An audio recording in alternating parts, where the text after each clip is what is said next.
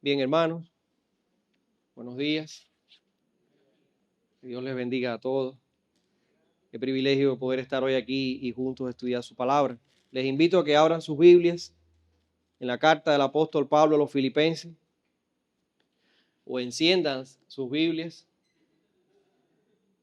Sí, porque hay que decirlo de las dos maneras. Hoy es un día especial, es un día bonito. Nosotros como hispanos celebramos mucho el Día de las Madres y siendo sincero, más que el Día de los Padres. Y que no les suena reclamo, es una observación. Pero es un día bonito, es un día en el que, bueno, tenemos en cuenta el esfuerzo maravilloso que hacen las madres. Yo creo que es un ejemplo visible a todo el mundo del amor de Dios. Aunque no llegue o sea, no es total la comparación, pero nos ayuda a entender un poco más. Bien, como ustedes saben, hemos estado, diferentes hermanos, hemos estado compartiendo ya hace unos meses ya sobre la carta de Filipenses. En este domingo vamos a estar hablando del capítulo 3, los versos del 12 al 11. Una vez más reitero la bienvenida a los que son de casa, a los que vienen de un poquito más lejos, pero bienvenidos, esta es su casa. Y demos gracias porque a pesar de todo, pues tenemos paz aquí en nuestra ciudad, tenemos paz. Y podemos en paz abrir las puertas de ese lugar y en paz, como pueblo de Dios, reunirnos para adorarle y escuchar su palabra. Eso es un regalo. Eso es un regalo del que tenemos que estar agradecidos. Dice la palabra de Dios: guardaos de los perros, guardaos de los malos obreros, guardaos de los mutiladores del cuerpo, porque nosotros somos la circuncisión, los que en espíritu servimos a Dios y nos gloriamos en Cristo Jesús, no teniendo confianza en la carne. Aunque yo tengo también de qué confiar en la carne. Si alguno piensa que tiene de qué confiar en la carne, yo más. Circuncidado al 8º día, del linaje de Israel, de la tribu de Benjamín, hebreo de hebreos, y en cuanto a la ley, fariseo. En cuanto a celo, perseguidor de la iglesia. En cuanto a la justicia que es en la ley, irreprensible. Pero, qué pero más precioso, pero cuantas cosas eran para mí ganancia, las he estimado como pérdida por amor de Cristo. Y ciertamente aún estimo todas las cosas como pérdida por la excelencia del conocimiento de Cristo Jesús, mi Señor, por amor del cual lo he perdido todo y lo tengo por basura para ganar a Cristo y ser hallado en él, no teniendo mi propia justicia, que es por la ley, sino la que es por la fe de Cristo, la justicia que es de Dios por la fe, a fin de conocerle, con el propósito de conocerle y el poder de su resurrección y la participación de sus padecimientos, llegando a ser semejante a él en su muerte, si en alguna manera llegase a la resurrección de los muertos. Amado Dios, gracias por este precioso día. Gracias por esta iglesia, parte de tu pueblo en el mundo que hoy se reúne para honrar y adorarte, Señor. Ayúdame a hablar tu palabra, ayúdame a ser el instrumento para bendecir a tu iglesia. Y oro para que haya en sus corazones una sensibilidad, Señor, a tu voz, a tu palabra. Gracias por este privilegio, gracias por esta oportunidad. Bendícenos, Dios, en el nombre de Jesús oramos. Amén. Y comienzo con una historia, se las voy a leer. Corría el año 1955, cuando un joven de 16 años fue enviado por sus padres a vivir con su hermano mayor en la ciudad de Nueva York. Se mudó a Brooklyn, a un complejo de viviendas de más de 30,000 habitantes, la mayoría de ellos puertorriqueños y afroamericanos. En los guetos de Nueva York, la vida era muy difícil y unirse a una pandilla era una de las pocas opciones que los adolescentes tenían para poder sobrevivir. Por ese entonces, el vecindario comenzó a ser visitado por el reverendo David Wilkerson, quien estuvo en él predicando acerca del amor de Dios. Cuando este joven se encuentra con el reverendo por primera vez, lo amenazó de muerte. Pero lo que más le impactó fue lo que contestó el reverendo, y cito: podrías hacerlo, dijo el reverendo, podrías cortarme en 1000 pedazos y arrojarlos a la calle. Por eso no dejaré de anunciarte que Jesús te ama. Estas palabras conmovieron mucho la vida de aquel joven y ahí fue que empezó a experimentar el amor de Dios. Tiempo después, el reverendo regresa al barrio para una reunión evangelística. Cuando el joven se entera de que el reverendo regresaba, decidió que iba a asaltarlo por segunda vez, pero en esta ocasión acompañado de miembros de su pandilla. La reunión se estaba llevando a cabo en el St. Nicholas Boxing Arena. Según cuenta el joven, cuando llega a ese lugar dispuesto a agredir al reverendo, algo extraño le pasó a su cuerpo. Empezó a sentirse culpable por los acontecimientos que quería hacer y comenzó a orar. El reverendo oró por ese joven y le pidió a Dios que lo perdonara. Al siguiente día, el joven fue a la policía y entregó todas sus armas. Comenzó a estudiar las escrituras, se matriculó en una escuela, estudió varios temas, incluyendo teología, y se convirtió en un predicador, volviendo así al barrio de su niñez, donde le predicó a otros miembros de la pandilla. Hoy en día, esta historia es del pasado, hoy en día aquel joven se convirtió en el líder de una asociación que se llama, lo siento, aquí hay angloparlantes, lo siento si lo menciono mal, Nicky Cruz Outreach, un programa con el propósito de proveer ayuda para los adolescentes con problemas en su vida. Tal fue el éxito del programa que tiene sucursales en Estados Unidos, en América Latina y en Europa. Y también fundó varios centros de rehabilitación para jóvenes drogadictos. Como deben estar imaginando algunos ya, el joven del que les estoy contando se llama porque vive aún, Nicky Cruz. Nicky Cruz, joven o persona que inspiró el libro La Cruz y el Puñal, que también inspiró a la película homónima La Cruz y el Puñal. Sin duda, cuando uno recapitula escenas de la vida de grandes hombres del pasado, pues uno se emociona y uno ve visiblemente el poder de Dios. Y de alguna manera eso nos llama a la reflexión.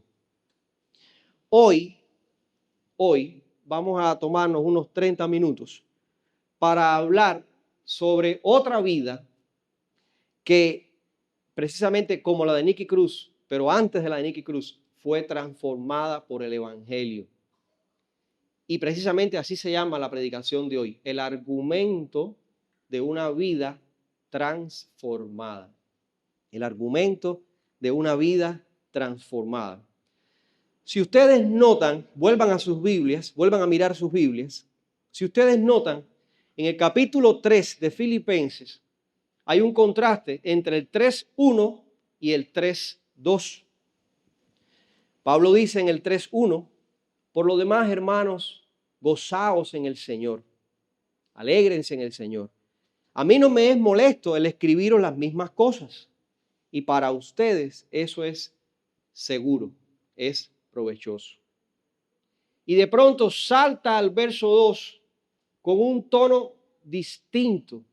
Dice, guardaos de los perros, guardaos de los malos obreros, guardaos de los mutiladores del cuerpo. Y es interesante porque Pablo hace una fuerte advertencia contra un grupo de personas a las que él denomina falsos maestros. Hace una advertencia a la iglesia, recuerden, la carta va dirigida a la iglesia que está en Filipos. Él está escribiéndole a los hermanos en Filipos y le hace esta advertencia acerca de esos falsos maestros. Pero la advertencia es bien fuerte: guardaos de los perros. Y luego el argumento que usa, lo interesante es que el argumento que usa después de la advertencia es el argumento de su propia vida, de lo que él era y de lo que él es en el Señor. Y eso vamos a intentar desglosarlo un poquitico más. Como ustedes saben, a los que han leído el Nuevo Testamento, cuando peligraba el mensaje del Evangelio, Pablo era particularmente fuerte. Pablo era duro, áspero en la forma en la que trataba el problema, porque entendía la gravedad de diluir el mensaje del Evangelio o de que se perdiera o se malinterpretara el mensaje del Evangelio. Y tanto en Gálatas como aquí en Filipenses, Pablo está mostrando lo que a él le preocupa: que el mensaje se mantenga puro y llegue puro a las personas. Como estas personas, estos falsos maestros, pues estaban siendo una amenaza, Pablo actúa en consecuencia con lo que nos ha mostrado anteriormente, pues es igual de severo a la hora de dirigirse a estas personas. Ahora, ahí hay 3 calificativos para estas personas. ¿Cuál es la primera palabra? Perros. La segunda es malos obreros y la tercera es mutiladores del cuerpo. Vamos a detenernos en 2. Lo interesante es que la primera palabra que usa es precisamente perro. En nuestra cultura, donde las mascotas son muy queridas, se gasta muchísimo dinero en mascotas, comida para perros, para gatos, mascotas de todo tipo, medicamentos, hay hasta hoteles para mascotas, para cuando los dueños van a algún lugar, pues dejan la mascota en un hotel. Quizás en nuestro contexto actual, esta ilustración de perro no tenga todo el peso, o no captemos inicialmente todo el peso de lo que Pablo está diciendo, pero en los tiempos bíblicos la idea era la de perros callejeros, malnutridos, quizás con sarna, vagando por la calle, alimentándose de lo que pudieran. Y para algunos comentaristas, muchas zonas de las ciudades los perros se movían en jaurías, eran más de un perro, y podían en determinados momentos pues dañar a las personas que iban pasando por ahí, porque eran perros, no jíbaros, pero eran perros silvestres, sin dueño. Entonces, cuando Pablo les habla de perros, tengan en cuenta esa ilustración y no las mascotas bonitas que ustedes tienen hoy en sus casas, sino esa idea en mente. Quizás, probablemente, Pablo estaba haciendo una alusión al libro de Isaías 56 e incluso en el libro de Apocalipsis, cuando se habla de las personas que están fuera, que han sido pues expulsadas o separadas, víctimas del juicio de Dios. Uno de los calificativos que se les da a esas personas es perros. Afuera están los perros. Y sigue la lista para allá. Lo que a mí me interesa mucho de estos calificativos es, ahora yendo al segundo término, que Pablo, miren, Pablo califica a estas personas de mutiladores del cuerpo. Y yo les pregunto, para que piensen, ¿por qué tendría Pablo que usar un calificativo tan negativo o con una carga tan negativa como la de mutilador del cuerpo para hablar de una práctica que era totalmente bíblica?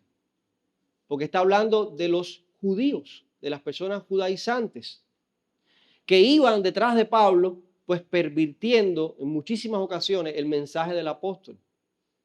Entonces, por un momentico piensen en eso. ¿Por qué Pablo califica una práctica completamente bíblica? Porque eso está recuerdan, Génesis capítulo 17, cuando Dios hace un pacto con Abraham. ¿Cuál era la señal del pacto? ¿Cuál era? No tengan miedo en decírmelo. La circuncisión. Había que circuncidar el prepucio, cortarlo, retirarlo al 8º día de nacido. Entonces, si eso estaba indicado por Dios en Génesis 17, era una práctica dentro del pueblo judío, por qué en esta ocasión Pablo tilda a estas personas de mutiladores. Ellos, hablándole a los filipenses de ellos, les dice, ellos lo que son unos mutiladores del cuerpo. ¿No les llama la atención por qué hacerlo de esta manera? Si de nuevo, era una práctica bíblica. Lo interesante está en que Pablo, siendo judío, Pablo entiende, conoce el corazón de estas personas, las conoce bien.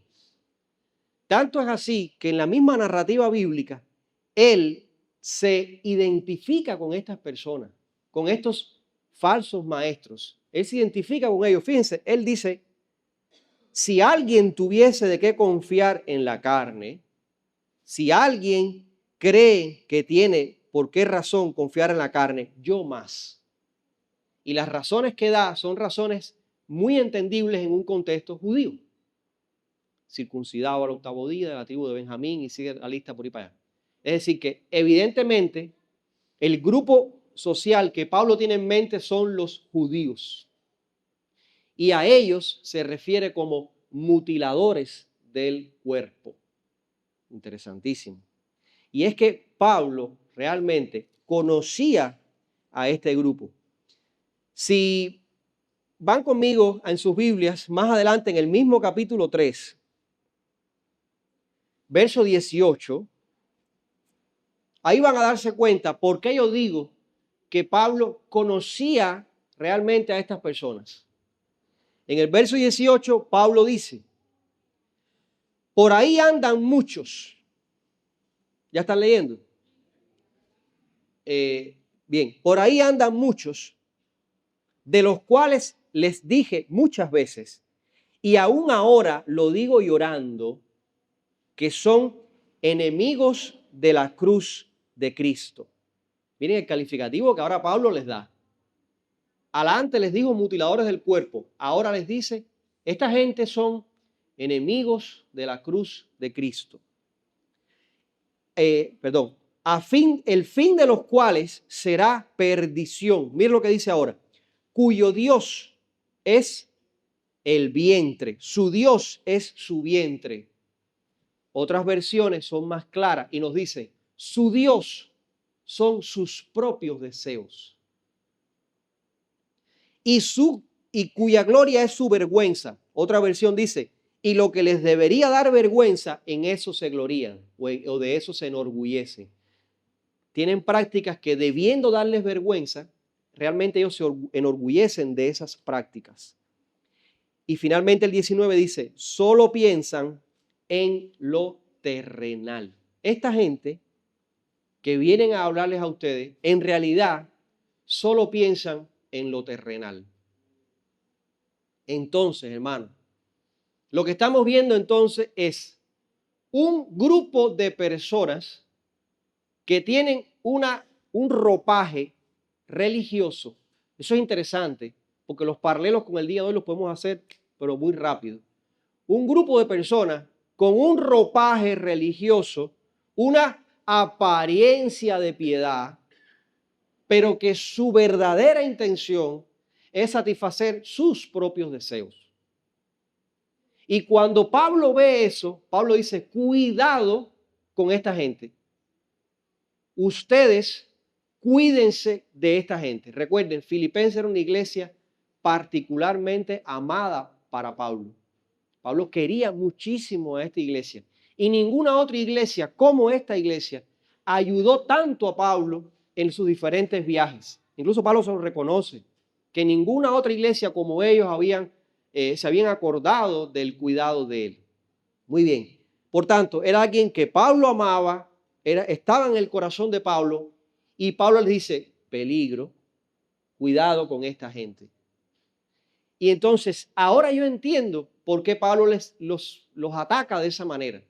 Está diciendo, esta gente están poniendo el énfasis en lo externo, lo que les interesa es lo de afuera, por decirlo de alguna manera, la apariencia, están centrándose en un ritual religioso, netamente religioso, y están olvidando la esencia de lo que ese ritual representaba, que era el pacto de Dios con su pueblo. Esa idea inicial de me someto a un ritual religioso como símbolo de que pertenezco a un pacto de Dios con un pueblo, ya esa idea se había distorsionado. Y el énfasis estaba solamente en lo exterior, en lo de afuera. Y Pablo dice, cuidado con esta gente. Aquí quiero hacer una pausa y animarles a que pensemos. Nosotros, muy en el fondo, no somos muy diferentes de aquella gente. Claro, ojito, ¿verdad? Muy en el fondo, ya hemos sufrido en carne propia que nos interesa más lo de afuera, la apariencia de afuera, que lo que está realmente en el corazón. Y Pablo dice, cuidado. Cuando ustedes vean eso, cuidado. Y hay una advertencia incluso para nosotros hoy. Hermanos míos, nosotros como iglesia hemos visto una y otra vez a hermanos que por diferentes razones pues sufren por el resultado de sus propias decisiones, de acciones pecaminosas. Y yo no digo que tengamos una actitud pasiva ante el pecado. Yo no digo que lo veamos y, como decimos en buen cubano, levantemos la alfombra y todas las inmundicias las pongamos debajo de la alfombra y la tapemos y no pasa nada. No, lo tratemos. Pero Proverbios dice bien claro, con misericordia y verdad se corrige el pecado. Para corregirlo estamos nosotros que somos el pueblo de Dios. Nosotros, todos y cada uno de nosotros, estamos para apoyarnos unos a otros y corregir las faltas que hay en todos y cada uno de nosotros. Con verdad, el proverbio dice con verdad, es decir, no puedo poner debajo de la alfombra lo mal que hiciste. Tengo que hablarte de lo mal que hiciste, que esa es la verdad. Pero esa verdad debe ir acompañada de misericordia.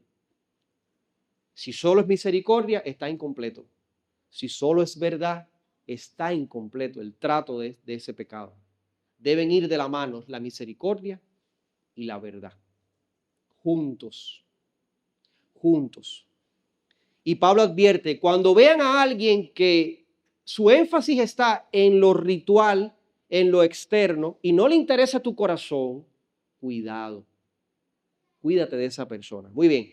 Y a continuación, después de hacer la advertencia, que es la primera parte del sermón, Pablo viene a tratarles o a seguir desarrollando la idea con su vida.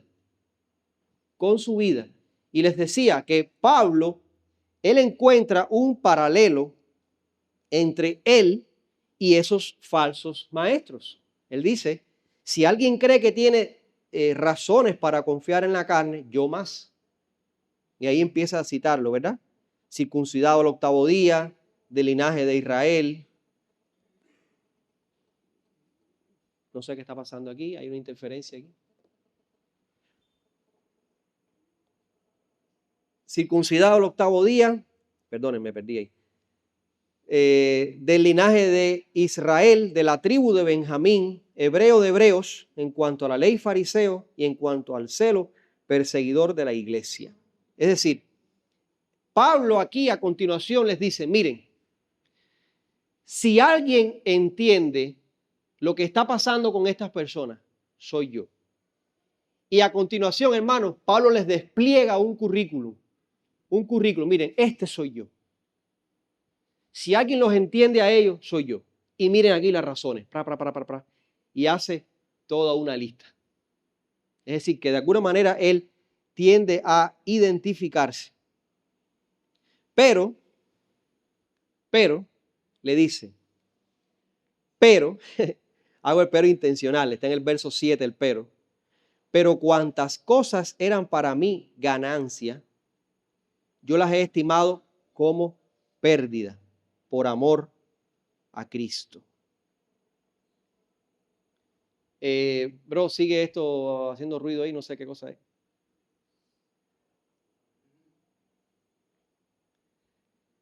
Perdonen esta interrupción. Siento una interferencia ahí de vez en cuando. No sé. Pensé que era el teléfono, pero no. Llévate el teléfono para allá de todas maneras. Bien. Conectamos de nuevo. Nos quedamos en el pero, ¿verdad?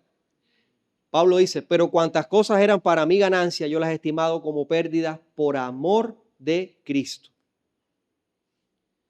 Vamos a detenernos un poquitico más. En esta parte de la historia a la que llegamos, vamos a hacer vamos a tomar un pedacito y hacerle un zoom para tratar de entenderlo un poquitico mejor. Lo que Pablo está diciendo aquí, Pablo dice en este versículo, todas las cosas que eran para mí ganancia, yo las he estimado como pérdida por amor de Cristo.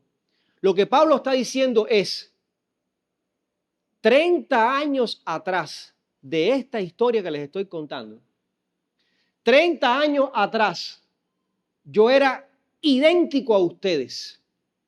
De hecho, si algún elogio tiene Saulo de Tarso, si algo vamos a elogiar de Saulo de Tarso, es que el tipo era congruente con sus ideas.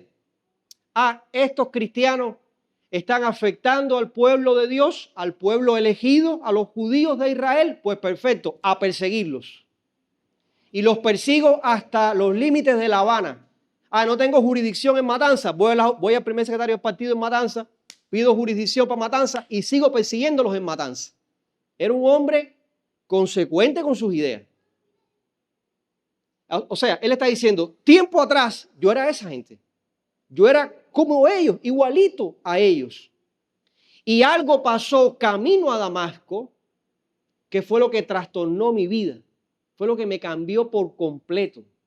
Porque Pablo ahora entendía que lo que él veía favorable para él, todas estas cosas que él cita, israelitas, circuncidado al 8º día de la tribu de Benjamín, todo eso que era favorable para él, Pablo entendió en aquel momento, 30 años atrás, que realmente no era tan favorable. Pablo pensaba que trabajaba para Dios y Dios en persona le dice, ¿por qué me persigues? Pablo ahí entiende que lo que para él era trabajar para Dios realmente era una forma de enfrentarse a Dios. Y es Dios, Jesús mismo el que le dice, ¿por qué me persigues? Dura cosa te es dar cosas contra el aguijón, ¿por qué me persigues? Hubo un cambio en el corazón y en la mente de este hombre, que pasó a ser del celoso e impetuoso Saulo de Tarso a convertirse en el apóstol de Cristo para las naciones gentiles. Ese encuentro con el resucitado cambió toda la manera de pensar de este hombre. Noten que en el verso 7, Pablo habla en pasado. Miren, Pablo dice, las cosas que para mí eran ganancia, es decir, las cosas que en algún momento fueron valiosas para mí, ahora las he estimado, hablando en presente, ahora las he estimado como pérdida por amor a Cristo. Y aún estimo, sigue hablando en presente, aún estimo todas esas cosas como pérdida por la excelencia del conocimiento de Dios. Y el verso 8 dice basura, cuando todos saben bien que la palabra que usa ahí Pablo es fuerte. Pablo dice, esto es estiércol, esto no sirve. Lo que para mí era valioso, ahora entiendo que no sirve. Y lo que cambió la vida de este hombre fue el encuentro con Jesús, rumbo a Damasco. ¿Hasta ahí están conmigo? Ahora Pablo dice, ahora, le dice Pablo a estas personas, ahora yo entiendo que lo más valioso que yo tengo es mi Señor. En el verso 8 dice, todo lo tengo por pérdida, las cosas como pérdida, por la excelencia del conocimiento de Cristo Jesús. Y le da un título, mi Señor. Por amor del cual, por amor a Él, lo he perdido todo. Y todo lo tengo por basura para ganar a Cristo. Ahora estamos viendo un hombre que lo más valioso de su vida es su Señor. Cambió por completo la perspectiva. Antes de su conversión, antes de que la cruz cambiara por completo la mente de este hombre, Pablo confiaba que un día ese currículum magnífico que él tenía le serviría para poder presentarse delante de Dios. Pero tras ese enceguecedor encuentro con Cristo, comprendió, hermano, no es que se lo dijeron, es que lo entendió. Y eso es interesante porque hay una diferencia entre que tú creas una idea a que hay una convicción en tu corazón de esa idea. Y si tu corazón, hay una frase muy bonita de la película El acantilado de Jackson Ridge, no sé cómo decir, el acantilado, es una película de la Segunda Guerra Mundial que cuenta de un soldado americano, cristiano, que lo que hace es que se dedica a salvar personas. La película es eso, él intenta salvar personas, bien. Al final de la película, uno de los militares, de los que más se burló de él, le dijo, la frase que usó fue, nunca subestimen, basado en su experiencia, a un hombre con una convicción. Así lo dijo, nunca subestimen a un hombre con una convicción. Hombre en términos genéricos, ¿no? Eso es increíble. Este hombre estaba convencido. Él dijo, mis esfuerzos son inútiles e inservibles para ser aprobado por Dios. Ahora, lo interesante aquí ya, y con esto termino, es en el verso 9 una relación que él habla entre dos elementos. Pablo dice, lo que yo deseo es ser hallado en Cristo, es estar cerca de Él. No teniendo, y aquí viene el primer elemento a comparar, mi propia justicia, la cual es por la ley, sino la justicia que viene por la fe de Cristo, la justicia que es de Dios por la fe. Y aquí Pablo entiende, no es asunto mío, es lo que Jesús ha hecho. Y eso es la idea que ha cambiado todo. Tanto ha cambiado la mente de Pablo esa verdad, entender que no es él, sino es lo que Dios ha hecho en él, que Pablo se atreve incluso a redefinir lo que para los judíos era la circuncisión. Ahora con Jesús, la mente está organizada, vamos a decirlo así. Los pensamientos de este hombre se alinean con la verdad de Dios. Y ahora Pablo es capaz incluso de definir la circuncisión. Ahora Pablo dice, la verdadera circuncisión somos nosotros, los que en espíritu servimos a Dios. Esos son la verdadera circuncisión. Los que nos gloriamos en Cristo Jesús y los que no tenemos confianza en la carne. Mírenlo ahí. El mismo hombre que minutos atrás está diciendo, porque yo era esto, circuncidado al 8º día de la tribu de Benjamín, Ahora ese hombre es capaz de entender que justicia por la carne no tiene nada que ver por justicia por fe. Es decir, hacer algo para merecer el favor de Dios no tiene sentido. Lo que tiene sentido es entender lo que Dios ya ha hecho y creerlo por fe. Y por fe ser aceptos en el amado. Y al final habla de su esperanza en la resurrección. Hermano, y esa es la idea que ha cambiado la cultura occidental completamente. Eso es lo revolucionario, permítanme la palabra, del cristianismo. El cristianismo dice, sin temor a burla, a crítica, sin temor a incomprensiones, el cristianismo dice, yo sé que un día voy a vivir de nuevo. Yo sé que esta vida no es el fin de todas las cosas. Esta vida es el fin de esta existencia como la conocemos, pero no es el fin de todo. Un día vamos a ver al Señor cara a cara y estaremos con Él. Y ahí estaba la esperanza de Pablo.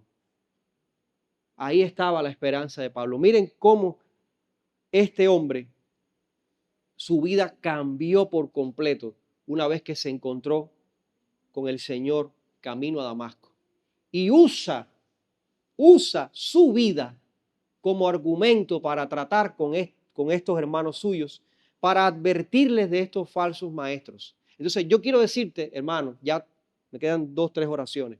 Hermano, no tengas miedo. Tu vida habla a otros de Dios. Tu vida habla a otros de Dios.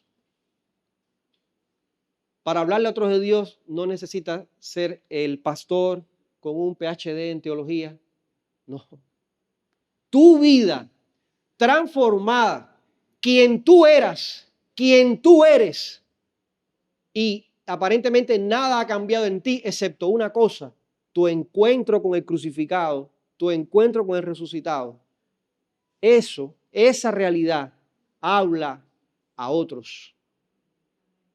Habla a otros. Recuerden el ejemplo reciente de Enriquito.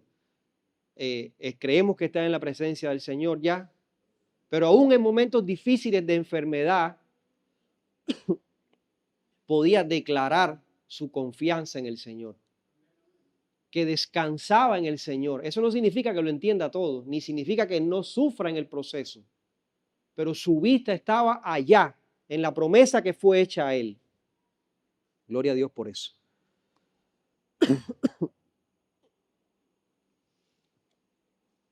Pablo creía en lo que él mismo escribió en otra carta, Romanos 5:1. Justificados pues por la fe, tenemos paz con Dios. Pablo dice, al fin encontré paz con Dios. Porque por fe he sido justificado y puedo ahora ir a su presencia. Este es el cambio en el corazón de este hombre.